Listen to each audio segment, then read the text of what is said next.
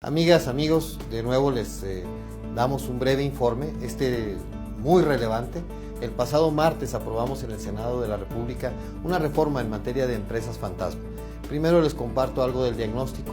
Les digo que de 2014 a 2019 se crearon cerca de 9,000 empresas, se hicieron operaciones simuladas por un monto de 1.6 billones de pesos. Este es un daño descomunal al pueblo de México y a la economía de nuestro país. Por darles algún ejemplo, con ese dinero que se evadió, se pudieron haber construido en México 221 hospitales, se pudieron haber comprado 500,000 patrullas o ambulancias, o bien se pudieron haber construido 118 estadios de béisbol. Así de grave es el tema de la evasión fiscal en nuestro país. También debo comentarles que me reuní con el Consejo Coordinador Empresarial de nuestro estado. Ahí ellos me manifestaron su preocupación porque se equiparara este tema de la evasión con el tema de delincuencia organizada. Una empresaria me hizo un comentario que me impactó muchísimo y me decía, ¿cómo va a emprender un joven un negocio si sabe que puede caer en delincuencia organizada? En ese momento busqué de inmediato reunirme con el Procurador Fiscal de la Federación y pedirle que me explicara la reforma. Sin embargo, debo decirles que no es así. Es decir, de ninguna manera esta reforma impactaría a los pequeños y medianos empresarios o a los jóvenes emprendedores.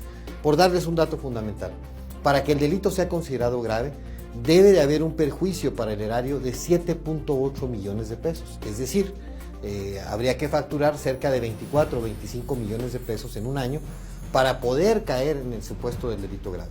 Ni ustedes ni yo, ustedes saben que la gran mayoría de nosotros no podemos facturar esas cantidades. Y si alguien factura 24 millones de pesos con facturas falsas, entonces es un criminal y debe ser castigado.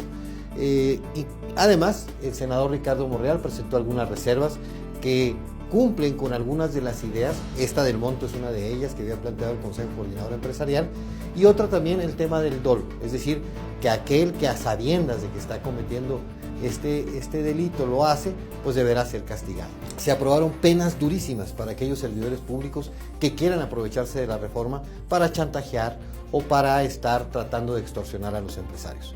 En conclusión, debo decirles que esta es una reforma que no nos debe preocupar. Es una reforma que va a ayudarle a nuestro país a tener más recursos para atender las enormes necesidades que tiene nuestro pueblo, con la enorme deuda y el enorme gasto que hemos heredado, en donde tenemos un presupuesto sin margen de maniobra. Entonces, en conclusión, yo les diría, primero, los empresarios no deben de preocuparse, los criminales sí. Segundo, los pequeños y medianos empresarios, los jóvenes emprendedores están perfectamente protegidos, no pueden tener pues ningún riesgo de caer en delincuencia organizada, siempre y cuando desde luego actúen conforme a derecho. Tercero, el daño al pueblo de México se tendrá que evitar, porque reitero, perdón que insista, pero es un daño terrible. Imagínense ustedes la construcción de 221 hospitales con todo este dinero que han evadido estos criminales. Cuarto, la ley de ingresos que se debe aprobar este año contempla medidas para también buscar que aquellos que están en la informalidad se vayan regularizando y que no solamente se esté castigando a los que siempre cumplen, que son los empresarios honestos de este país. Y finalmente, me reitero la orden de los ciudadanos y del Consejo Coordinador Empresarial para dialogar y expresarles el porqué de mi voto a favor de esta reforma, que ya he tratado de explicar en este breve informe, pero que puedo hacerlo con mucho gusto de manera personal y directa con las y los chihuahuenses, y también, como no, con mucho gusto con el Consejo Coordinador Empresarial.